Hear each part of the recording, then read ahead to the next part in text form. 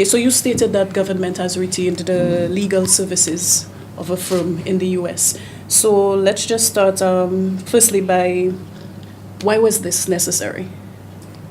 I do not think that St. Lucians fully understand the impact of the allegations made by the United States State Department on the extrajudicial killings that are alleged to have taken place in St. Lucia.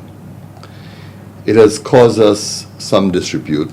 Obviously, countries are concerned about our integrity. It's not known for St. Lucia to be fingered on matters like that. But there's another dimension to it. We have now moved to establish a citizenship by investment program. And obviously, it's important that as we market St. Lucia, that persons who express interest in the citizenship by investment program feel that they're dealing with a country that is respected. They're dealing with a country with integrity, with character, with honor. And no one is going to want the citizenship of a country that they feel that is compromised in any way. For us, the U.S. is exceedingly important. It's vital, of course, that we resolve the issues that we are concerned about, and we need to convince the U.S. State Department as well as U.S. lawmakers that St. Lucia is taking active steps to resolve the matters pertaining to the extrajudicial killings, or the so-called extrajudicial killings. Sometime, therefore, last year, we decided that it is vital that, in addition to the support that we get from our ambassador, to retain a firm of lawyers, Squire Patton Boggs, to represent us with these lawmakers as well as with the State Department. And they are important not only because they will provide us with the channels for some of the discussions that we need, but at the same time be in a position to champion the progress we have made in dealing with the issue, complex and difficult as it is. Okay, in terms of costs, I know that's always a concern for people. So can we talk about how those costs are being met or will be met? In effect, it's a tidy sum. To retain the firm of lawyers is going to cost us about $150,000 US. But the good thing is that we will not be footing that bill. Following the decision by the Citizenship by Investment Board to retain Alison Capital as one of the agents to undertake marketing on our behalf, Alison Capital drew attention to the concerns about the impacts report in the United States. They had also retained that firm, Squire Patton Boggs, in the U.S., to do due diligence for us in the United States on potential applicants to the CIP. And they said, listen, we need to ensure that we deal with this matter involving the extrajudicial killings. We need to ensure that the sanctions are lifted. And we have interest precisely because a number of countries that are going to look at St. Lucia as an investment location will also be concerned that we resolve the issue on the alleged extrajudicial killings. And therefore, they agreed to provide support to the government of St. Lucia by way of financing Squire Patton Boggs for us. Because as I said, it's a tidy sum, $150,000 US, and for that kind of money to come out of our budget at this time would have been almost impossible, because this, as you know, is a very difficult situation for us. Now, there are some requirements that the firm has to satisfy in the U.S. One is that since they're lobbying on our behalf, they have to register with the United States.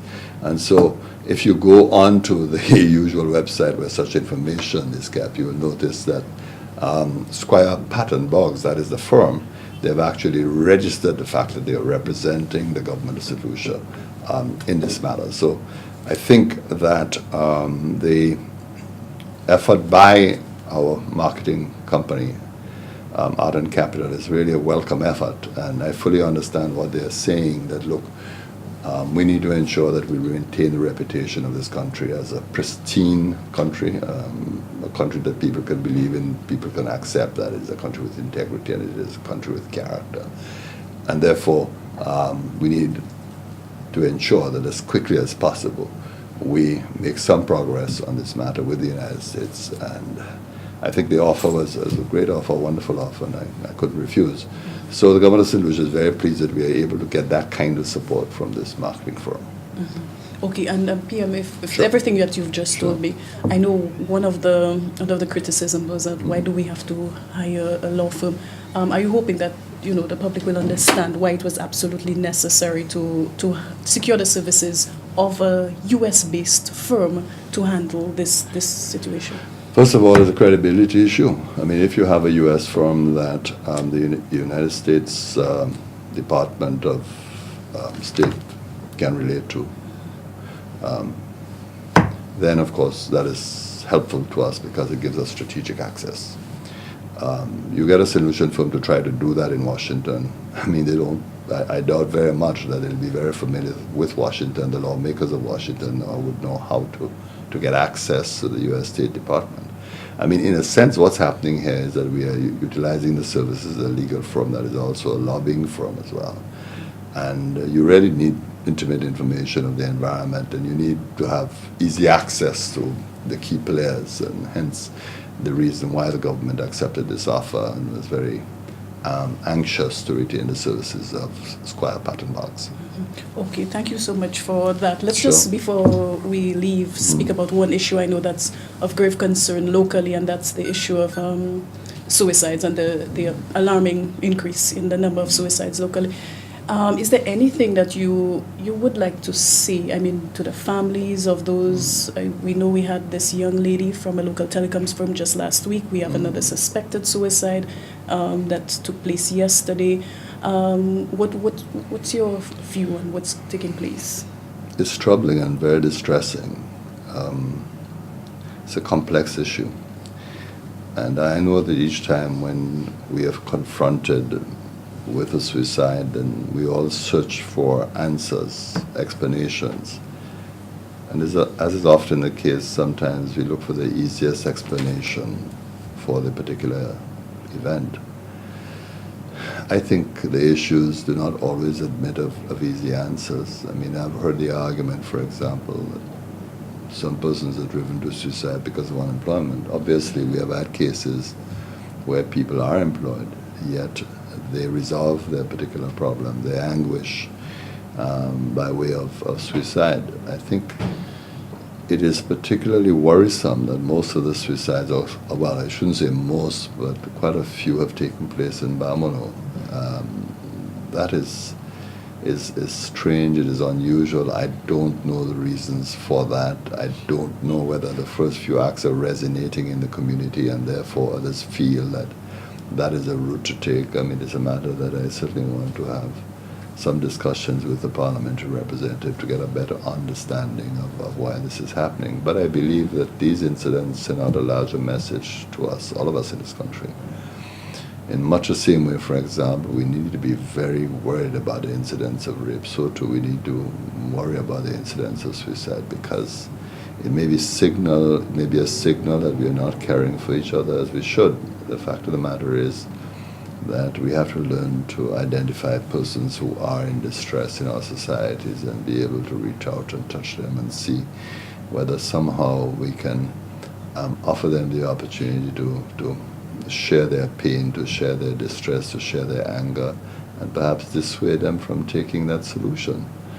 And it is something that we need to think about. I know that there are some agencies that have been set up to reach out to individuals, but sometimes you need more than a telephone conversation. You need to meet persons face to face, and to enter into their spirit, their heart, their souls, to try to understand the complexity of the situation. Depression is a terrible condition. And of course we know that there are medical dimensions to it, and sometimes these persons require medical help. But when they don't even get the medical help that they need, then they have to live with their anguish and then look for an easy way out to resolve the problems that they have. So it is very troubling. It's depressing and disproportionate, really. I want to take the opportunity to really express my condolences to the young man's family, and indeed to the families of all of the persons who have had to go through this traumatic experience. It's not easy just for the individual to have summoned the courage to take his or her own life, but also for the families who are left behind because they live with the scars for a very, very long time. And for them, it may always remain a mystery, because I noticed that in a number of these cases, the victims do not leave any notes or explanations behind as to why they took that particular route, which of course makes the event even more complicated and more difficult to comprehend. So it's a trouble for me. It's a very troubling matter. Just one final Sure. question along that same topic. I know, of course, this is not a situation that's unique to St. Lucia by any stretch of the Not at all. imagination I mean, so far.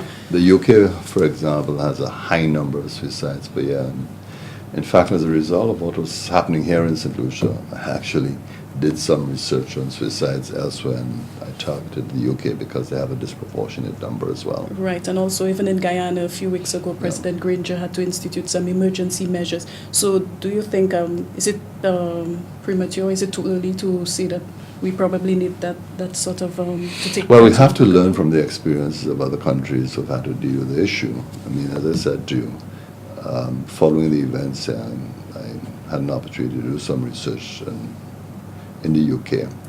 And incidentally, I noticed that there are now a number of television programs out of the UK exploring events and incidents in the past to try and get a better understanding. I think what is clear is that we may not appreciate the medical dimensions of the problem, that we believe that it is a social problem by and large, but there are deeper and more complex issues, and the key thing is to be able to identify the depression that leads to that final step. So we have to learn from the experiences of other countries to deal with our own problems, but in a sense it shatters the very idyllic life that we have.